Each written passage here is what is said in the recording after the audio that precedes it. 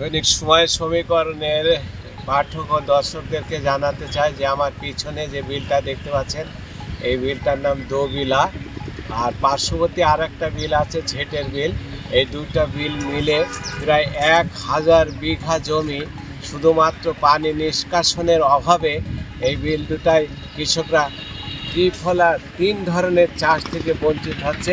কারণ এই মাঠের পানি যদি নিষ্কাশন করা যেত তাহলে অবশ্যই এই মাঠে তিনটে ফসল চাষ করা সম্ভব হতো। ইতিপূর্বে এই মাঠের পাশ দিয়ে একটি খাল ছিল, যে খালটি বিভিন্ন সময় ট্র্যাক্টর যেয়ে তারপরে এলাকার মানুষ দখল করে সেই খালটি বন্ধ করে দিয়েছে। যেই খালটির সাথে এই পানি নিষ্কাশনের ব্যবস্থা ছিল।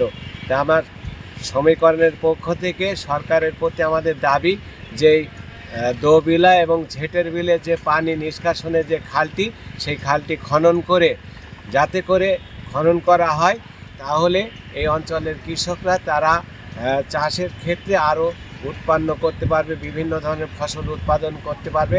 ফলে এই অঞ্চলের কৃষকরা যেমন লাভবান হবে, সরকারের ক্ষেত্রে সরকারও তার রাজস্ব আয়ের ক্ষেত্রে এবং দেশের উৎপাদন ক্ষেত্রে এই একটা বিশাল ভূমিকা রাখবে বলে আমি মনে করি।